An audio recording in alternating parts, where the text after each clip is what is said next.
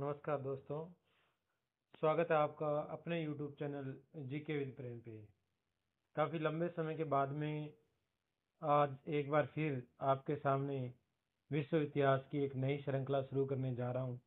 मेरा जो उद्देश्य रहेगा इस श्रृंखला को शुरू करने का वो ये रहेगा कि जो इतिहास विषय से मेरे साथी तैयारी कर रहे हैं उन तक विश्व इतिहास के जितने भी टॉपिक उनके सिलेबस में हैं उनके वस्तुनिष्ठ प्रश्न पहुंचाना है। और मेरी आशा भी है कि ये जो प्रश्न रहेंगे वो आप सबको अपने लक्ष्य तक पहुंचाने में सहायक सिद्ध होंगे। और आप लोगों को अगर ये प्रश्न और ये वीडियो अच्छा लगे और आपको ऐसा लगे कि ये मेरे किसी साथी के काम आ सकते हैं तो इस वीडियो को ज़्यादा से ज़्यादा अपने दोस्तों के साथ शेयर करें। इससे मुझे एक आंतरिक शक्ति मिलेगी और मैं ज़्यादा से ज़्यादा इस कार्य को पूरा करने का प्रयास करूँगा। तो शुरू करते हैं विश्व इतिहास के पहले टॉपिक यूरोप में पुनर्जागरण से। और यूरोप में पुनर्जागरण में जो पहला प्रश्न मैं लेकर आया हूँ वो है पुनर्जागरण के दौरान विद्वानों के नगर के रूप में कौन सा नगर प्रसिद्ध हुआ। यानी विद्वानों का जो नगर था कौन से नगर को कहा गया है। तो चार ऑप्शन आपके सामने हैं।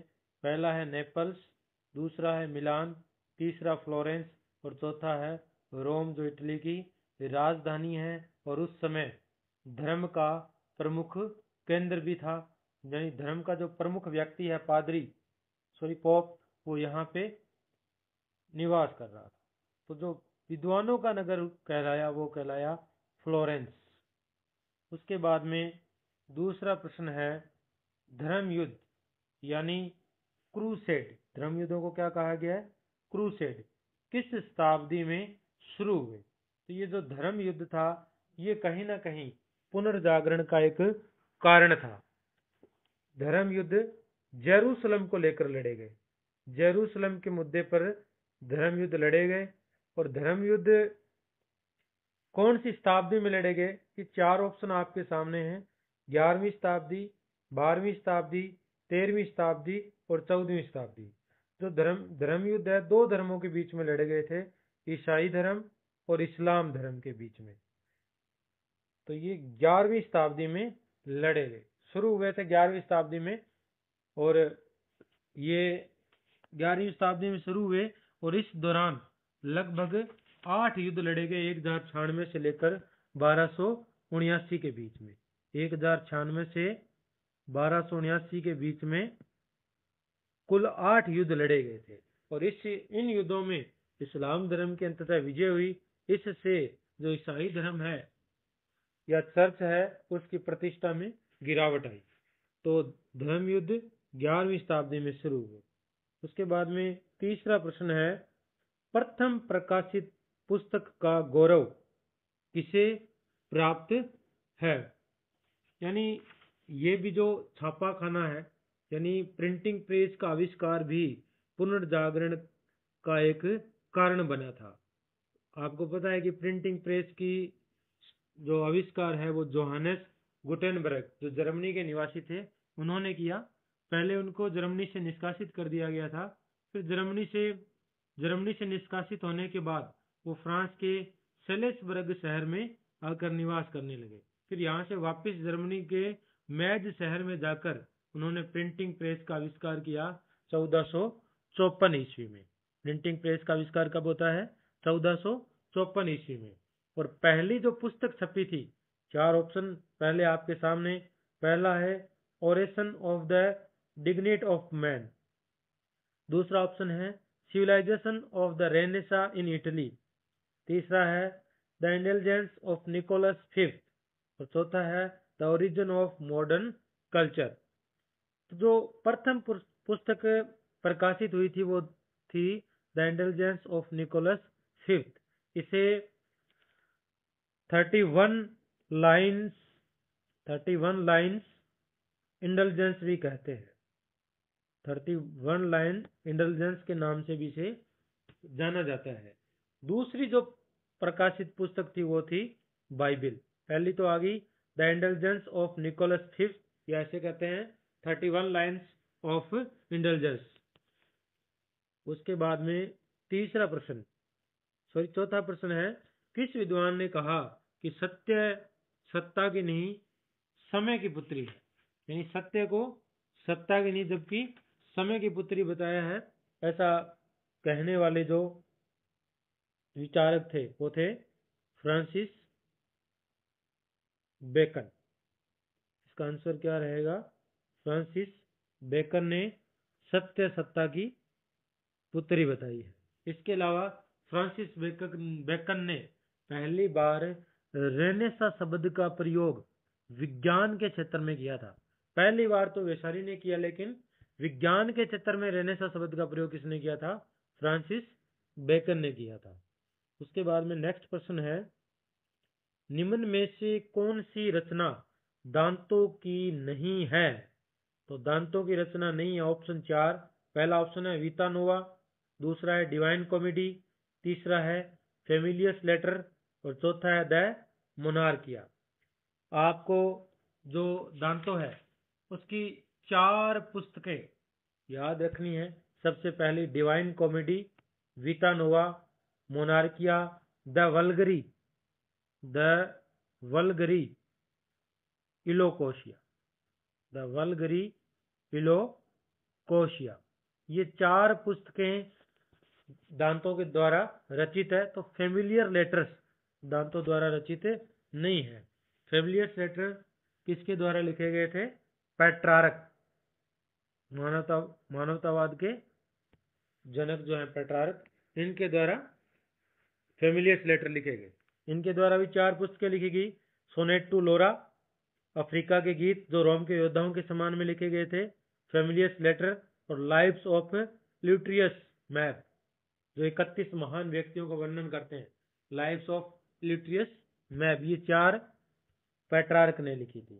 तो दांतों की रचना नहीं थी फेमिलियस लेटर। 4 रचनाएं दांतों की, वितानोवा, डिवाइन कॉमेडी, द मोनार्किया, द वेलगरी इलोकोशिया। फिर उसके बाद में नेक्स्ट प्रश्न है, किस प्रसिद्ध विद्वान ने लेखन कला के बाद मुद्रण कला को इतिहास का सबसे बड़ा आविष्कार माना है?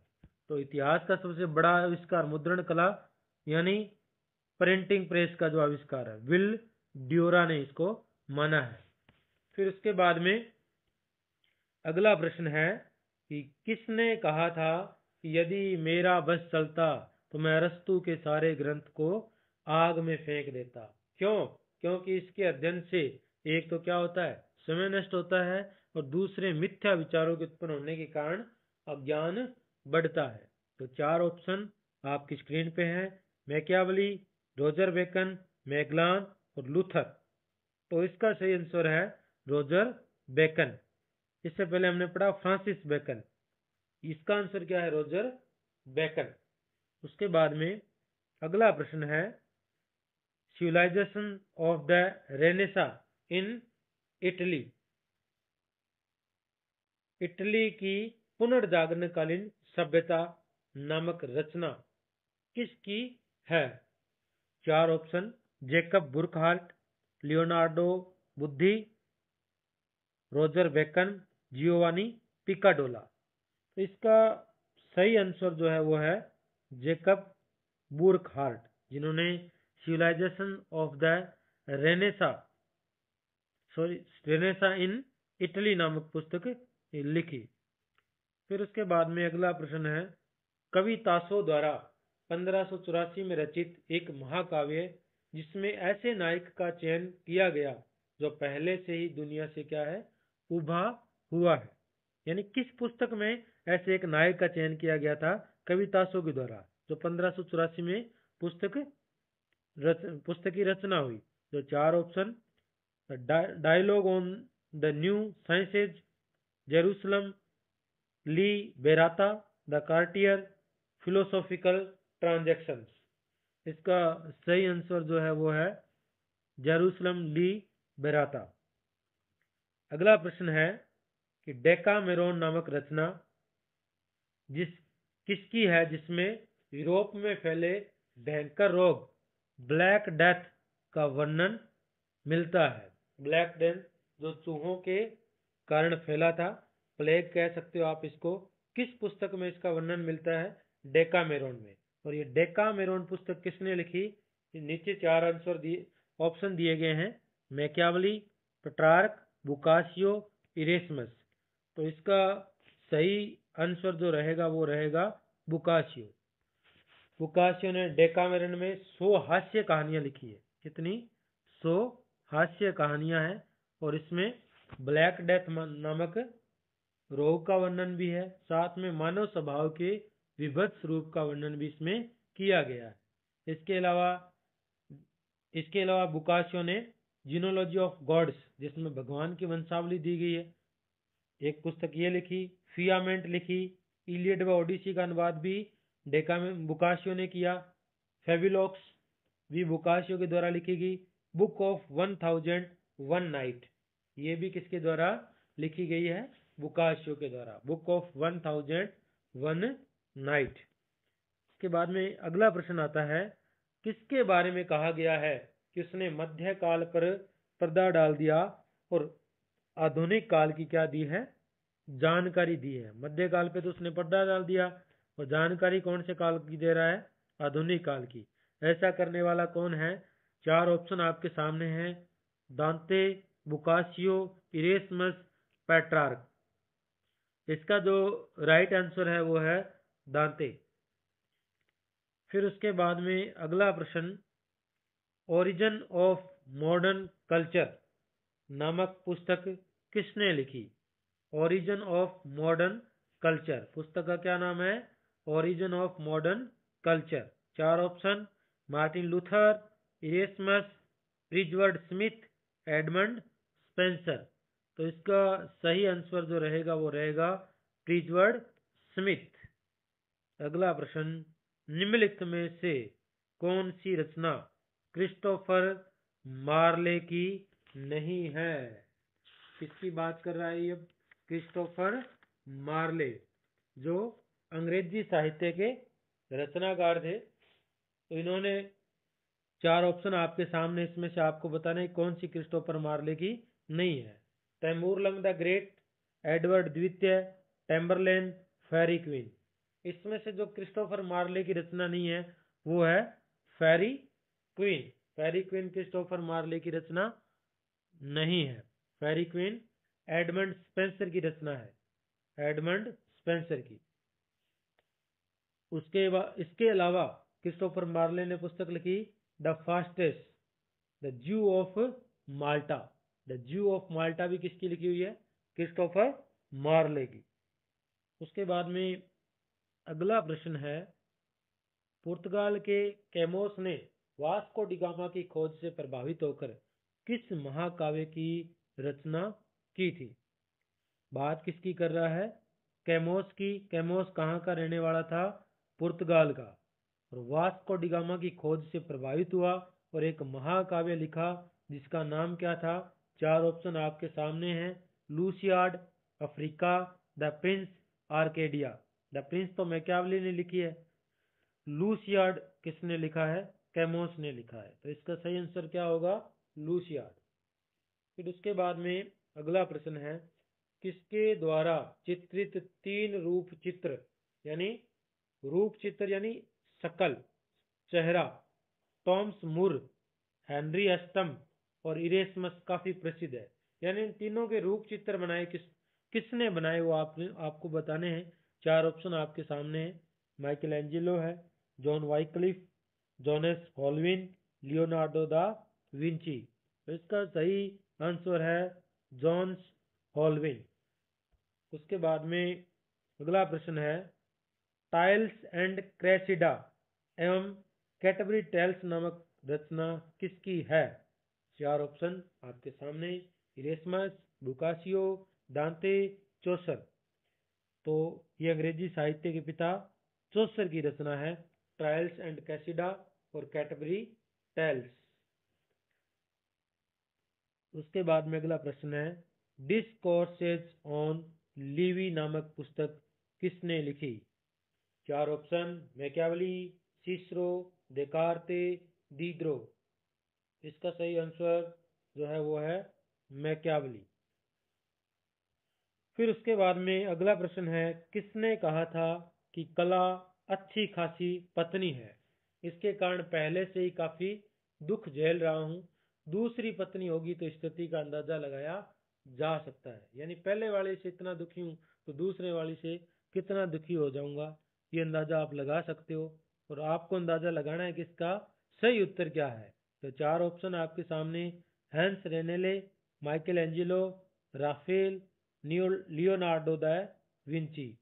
सही उत्तर है माइकल एंजेलो। फिर उसके बाद में अगला प्रश्न है, मिस्टीरियम कोस्मोग्राफियन नामक ग्रंथ की रचना किसने की? Johannes Kepler, Copernicus, Isaac Newton, Galileo Galilei. तो इसका सही आंसर है जोहानेस केपलर। उसके बाद में अगला प्रश्न है, दूरबीन के वास्तविक आविष्कारक कौन थे? बाद में गैलीलियो गैलीली ने दूरबीन की आवर्धन शक्ति को 30 गुना बढ़ाकर नई दूरबीन बनाई थी। वास्तविक आविष्कारक कौन थे? चार ऑप्शन आपके सामने: कैमोस, एब्रोज पेरे, जोहानस लिप्रसे, फ्रैंकवायस वियते। तो इसका सही आंसर है जोहानस लिप्रसे। उसके बाद में अगला प्रश्न है, किस विद्वान ने आधुनिक यूरोप को यूनान की विरासत कहा है? अगला प्रश्न, यूनान की विरासत इसमें से किस विद्वान ने कहा है आधुनिक यूरोप को? ऑप्शन है फिशर, पेट्रार्क, दीद्रो और वेसारी। सही आंसर इसका जो रहेगा वो रहेगा फिशर। पेट्रार्क मानववाद का जनक, वेसारी रेनेसां शब्द सबसे पहले जिसने प्रयोग किया था वो वेसारी था। पहली मानवतावादी अकादमी की स्थापना 1439 ईस्वी में किस शहर में हुई? मानवतावाद की पहली अकादमी किस शहर में स्थापित की गई? रोम में, फ्लोरेंस में, वेनिस में, मिलान में। तो इसका सही आंसर रहेगा फ्लोरेंस में। विद्वानों का नगर कौन सा था? फ्लोरेंस। तो इसका भी सही आंसर क्या है? फ्लोरेंस है। अगला प्रश्न है, फिशर ने किस सत्ता की राजनीति का फिशर ने किसे या किसे आना था, किसे सत्ता की राजनीति का कलाकार कहा है? चार ऑप्शन आपके सामने हैं: माइकल एंजेलो, दांते, मैकियावेली, पेट्रार्क। तो इसका सही आंसर है मैकियावेली को फिशर ने राजनीति का क्या बताया है? कलाकार बताया है। अगला प्रश्न है, चित्रकला का जन्मदाता किसे कहा जाता है? यानी पुनर्जागरण काल में चित्रकला का जन्मदाता किसे माना गया है? Option: Michelangelo, Leonardo da Vinci, Giotto या राफेल। राफेल अभी काफी प्रसिद्ध रहा, फ्रांस का क्या था, लड़ाकू विमान जो भारत के पास है, फ्रांस द्वारा बनाया गया है। लेकिन यहाँ राफेल क्या है? एक मूर्तिकार है, ये चित्रकार है। जिएटो क्या है? चित्रकला का जन्मदाता माना जाता है या इसे चित्रकला का जन्मदाता कहा जाता है। अगला प्रश्न है, किसने कहा था कि बुद्धिमता अनुभव की पुत्री है? ऑप्शन आपके सामने हैं: Thomas More, जिएटो, Angelo, Leonardo da Vinci. इसका सही आंसर है लियोनार्डो दा विंची ने कहा था कि बुद्धिमत्ता अनुभव की क्या है? पुत्री है। आज के वीडियो में इतने ही प्रश्न, इसके बाद में अपने सेकंड पार्ट लेके आएंगे। तो सभी साथी लोग वीडियो को ज़्यादा से ज़्यादा देखें, ज़्यादा से ज़्यादा शेयर करें। धन्यवाद।